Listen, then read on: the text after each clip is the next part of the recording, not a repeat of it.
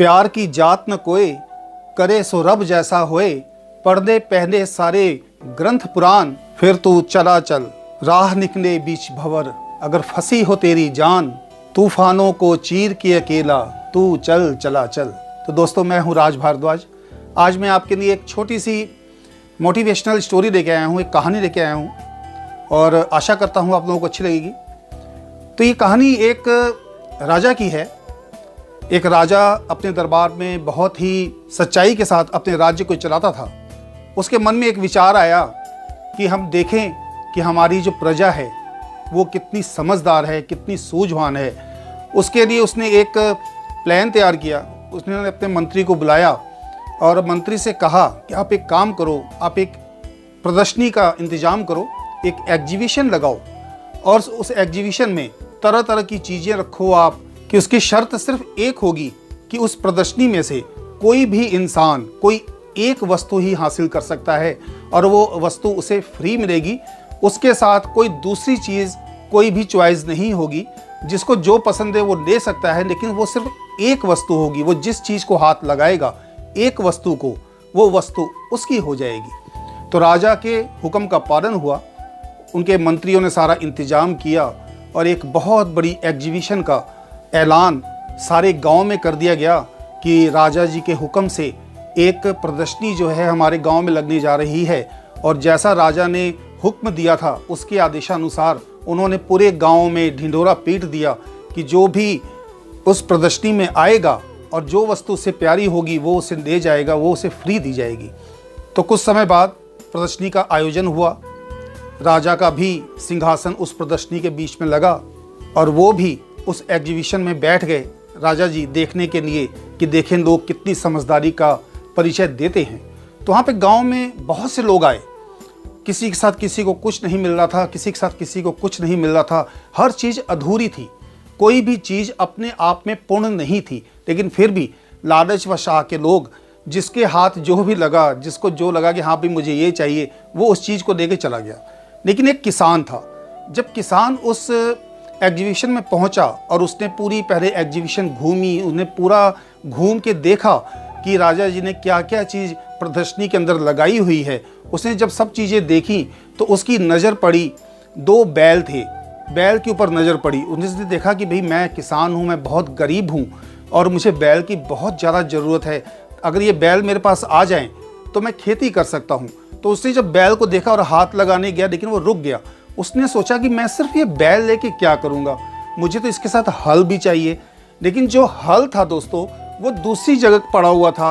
अगर अब किसान के सामने ये समस्या थी कि अगर वो बैल को हाथ लगाता तो हल नहीं दे सकता था, और अगर वो हल को हाथ लगाता तो उसको बैल नहीं मिलने थे। दोनों में से एक चीज़ उसके नसीब में आनी थी, जो कि राजा का आदेश था। किसान ने बहुत सोचा, अपनी समझदारी का परिचय दिया और वो राजा के पास चला गया, क्योंकि राजा भी उसी एग्जीबिशन का एक हिस्सा बन के वहाँ पे ही टेंट लगा के, वो भी अपना सिंहासन लगा के बैठे हुए थे। तो वो जो किसान था, जब राजा महाराजा के पास पहुँचा तो उन्होंने प्रणाम किया। किसान ने प्रणाम करने के बाद उसने झट से, देर नहीं की, किसी के डर के बिना बेखौफ उसने जाके राजा को छू दिया। राजा को छू दिया। और जब उसने राजा को छुआ तो जो मंत्री थे बहुत क्रोधित हो गए। वो कहते कि ये तुम्हारी हिम्मत कैसे हुई कि तुमने राजा जी को हाथ लगा दिया।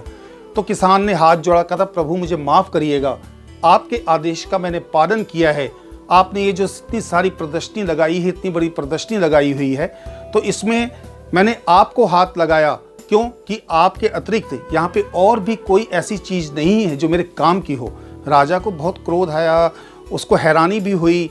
उसने कहा कि भी इतना बड़ा एग्जीबिशन मैंने लगाई है और इतनी चीज़ें मैंने यहाँ पे रखी हैं और तुम कह रहे हो कि ये कोई काम की नहीं है। उन्होंने कहा कि महाराज मैं बिल्कुल सही कह रहा हूँ, मैं एक किसान हूँ और मैं अपनी किसानी के लिए मैं ये हल लेना चाहता हूँ। अगर मैं हल लेता हूँ तो मुझे बैल नहीं मिलते हैं, और अगर मैं बैल को देता हूँ तो मुझे हल नहीं मिलता है। तो मेरी समस्या का समाधान नहीं हो रहा है। इसीलिए मैंने कहा कि जो एग्जीबिशन है ये मेरे किसी काम की नहीं है, इसीलिए मैंने आपको हाथ लगा दिया। आपको हाथ लगा दिया, अब राजा जी आप मेरे हो गए, मैं आपका पुत्र हो गया, आप मेरे पिता हो गए। राजा को उसकी बात कुछ अटपटी सी लगी, लेकिन उसने सोचा विचारा तो उसको समझ में आया। तो राजा उसकी इस बात से बहुत प्रसन्न हुआ कि भाई इस किसान ने, क्योंकि राजा भी बहुत दूरदृष्टि वाला था, उसने भी अपना सिंहासन इसी लिए लगाया था बीच एग्जीबिशन के अंदर कि आखिर देखें, वो नज़ारे देख रहा था कि लोग क्या क्या करते हैं और कौन इंसान समझदारी का परिचय देता है। तो राजा को उसकी बात समझ में आ गई और किसान ने हाथ जोड़ के प्रार्थना की कि महाराज, अब मैंने आपको हाथ लगा दिया है, तब आप मेरे हो गए, और जब आप मेरे हो गए तो आपका ये जो एग्जीबिशन है, ये जो प्रदर्शनी है, ये भी सारी मेरी हो गई। तो आप जैसा मुझे आज्ञा देंगे मैं उसका पालन करूंगा। तो राजा उसकी इस बात से बहुत प्रसन्न हुआ और खुश हुआ कि ये किसान एक गरीब जरूर है, लेकिन इसने समझदारी का परिचय देते हुए इसने लालच नहीं किया कि कोई एक वस्तु को उठा के ये ले गया, ऐसा इसने नहीं किया। इसने समझदारी का परिचय दिया और मेरे फैसले को इसने सही साबित किया। मैंने जो चीज़ें अलग अलग लगाई हुई थी कि कोई भी चीज़ एक दूसरे के बिना पूरी नहीं होती थी, जब तक किसी दो चीज़ को नहीं दिया जाता तब तक वो चीज़ किसी के लिए भी किसी काम की नहीं थी।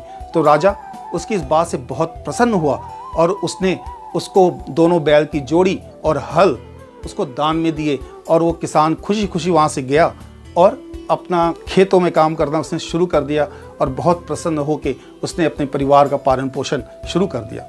लेकिन दोस्तों, हर कहानी के पीछे कोई ना कोई तथ्य, कोई ना कोई परिणाम जरूर छुपा होता है। हर कहानी हमें कुछ ना कुछ सीख देती है। लेकिन अब अगर हम सोचें कि ये कहानी हमें क्या सीख दे के जा रही है, तो ये सीख हमें ये दे के जा रही है कि इस पूरी दुनिया में हम हर चीज़ के पीछे भागते हैं, हर चीज़ को पाना चाहते हैं। हमें अगर एक चीज़ मिल जाती है तो वो पूरी नहीं होती, फिर हम दूसरी चीज़ के पीछे भागना शुरू कर देते हैं, फिर हम तीसरी चीज़ के पीछे भागना शुरू कर देते हैं। हमारी चाहतों का कोई अंत नहीं होता। हम दुनिया से मांगते हैं, हम समाज से मांगते हैं, लेकिन अगर हम भी उस किसान की तरह भगवान को अगर अपना पिता मानने, भगवान को अपना सब कुछ मानने और हम भगवान की शरण में चले जाएं, भगवान को हम हाथ लगा दें, जो भी मांगना है हम भगवान से मांगें, तो हमें कभी भी कोई चीज़ अधूरी प्राप्त नहीं होगी। जो भी चीज़ हमें इस समाज में, इस दुनिया में मिलेगी, हमें पूर्ण मिलेगी। लोगों के द्वारा दिया गया कोई भी काम, कोई भी चीज़ पूरी नहीं हो सकती। हर चीज़ में कहीं ना कहीं त्रुटि दोस्तों जरूर होती है।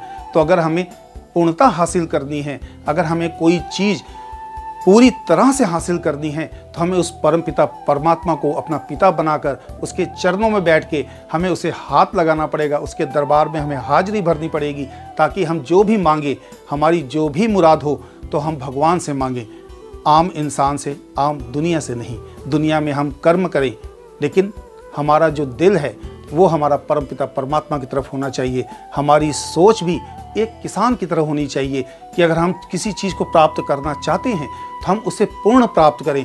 अधूरी प्राप्त की हुई चीज़ हमारे किसी काम की नहीं होती दोस्तों। तो दोस्तों, आशा करता हूँ कि आपको ये कहानी पसंद आई होगी। ऐसी ही कहानियाँ लेके मैं आपके सामने और आता रहूँगा और अपनी पोएट्री के साथ भी आपके सामने आता रहूँगा।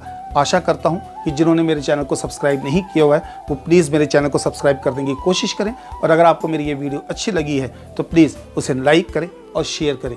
बहुत बहुत शुक्रिया दोस्तों, बहुत बहुत धन्यवाद। सबको नमस्कार, सत श्री अकाल, सलाम, जय हिंद, खुश रहें दोस्तों।